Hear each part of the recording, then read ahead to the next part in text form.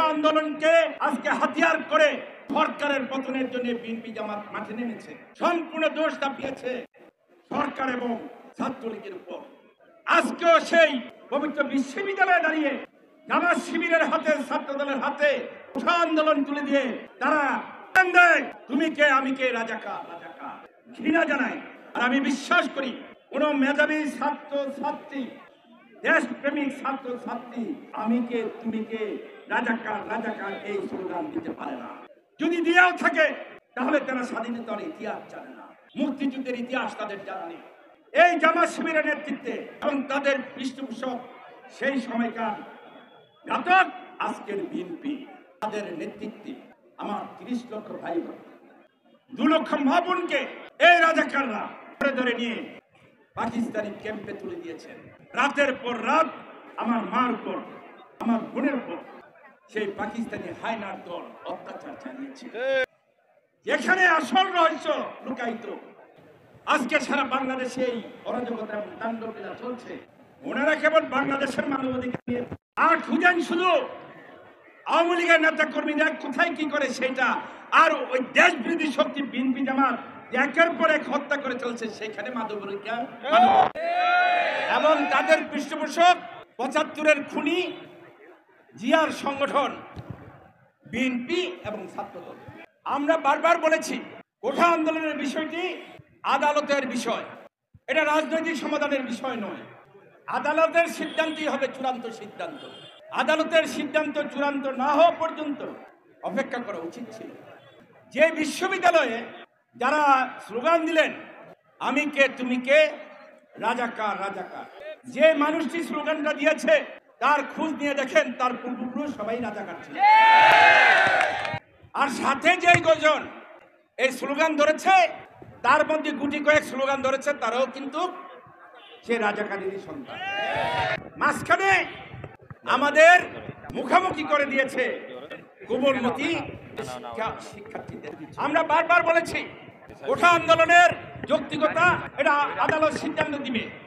আমরা যখন লক্ষ্য করলাম এই কোঠা আন্দোলনের নামে শিবির এবং ছাত্রদল, বিশেষ করে গতকাল সারা বাংলাদেশে সহ ঢাকা শহরে প্রত্যেকটি নেতৃত্বে ছিল শিবির এবং ছাত্রদলের। বাংলার মানুষ এই মেধাবী শিক্ষার্থীরা অস্ত্র হাতে নিয়ে গুলি করবে বিশ্বাস করতে পারে না। মেধাবী শিক্ষার্থীদের হাত দিয়ে গাড়িতে আগুন দিবে এটা কেউ বিশ্বাস করতে পারে না। মেধাবী শিক্ষার্থীদের হাত দিয়ে একটি বোমা হামলা হবে এটা কেউ বিশ্বাস করতে পারে না। মেধাবী শিক্ষার্থীদের হাতে মাথায় আঘাত করে মানুষ খুন করবে এটা কেউ বিশ্বাস করতে পারে না। এটা সম্পূর্ণ জামাত শিবিরের কাজ। বাংলাদেশের ইতিহাস সে কথাই বলে। রাজশাহী বিশ্ববিদ্যালয়ের দিকে তাকান, পূর্বের ইতিহাস টানুন, ইউনিভার্সিটির দিকে তাকান, পূর্বের ইতিহাস টানুন। প্রত্যেকটি ইতিহাসই ছাত্র শিবির ছাত্র দলের সেই ইতিহাস সৃষ্টি হয়েছে। প্রশাসনের নির্দেশনা নিয়ে যখন ছাত্রলীগ পুনরায় কোন রক্তহীন সংঘর্ষ না হয় দিয়ে চলে আসে, আর সেই সুযোগ গ্রহণ করে ছাত্রলীগের সমর্থক যারা ছিল তাদেরকে ওই শিবির ক্যাডাররা, ছাত্র দলের ক্যাডাররা তাদের অত্যন্ত মারধর করেছে।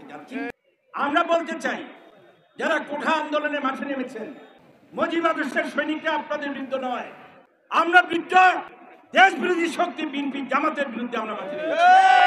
শত আন্দোলন করেও যখন আন্দোলনের সফলতা পায়নি, বিশেষ করে তাদের প্রভুদের হাত ধরে 2024 সালের 7 জানুয়ারি দেশ ধ্বংস করার একটা ষড়যন্ত্রে লিপ্ত হয়েছিল। সেই দিনটি উপর তারা শিবির জামাত চেষ্টা করেছে সরকারের পতন ঘটাতে। বাংলার মানুষ 7 জানুয়ারি ভোট কেন্দ্রে উপস্থিত হয়ে বিএনপি জামাত এবং তাদের বিদেশি প্রভুদেরকে জানান দিয়েছেন বঙ্গবন্ধুর হাতি বাংলাদেশ। তাদের গাত্রতা হয়েছে, তারা সরকার বিরোধী আন্দোলনের সফলতা পায়নি।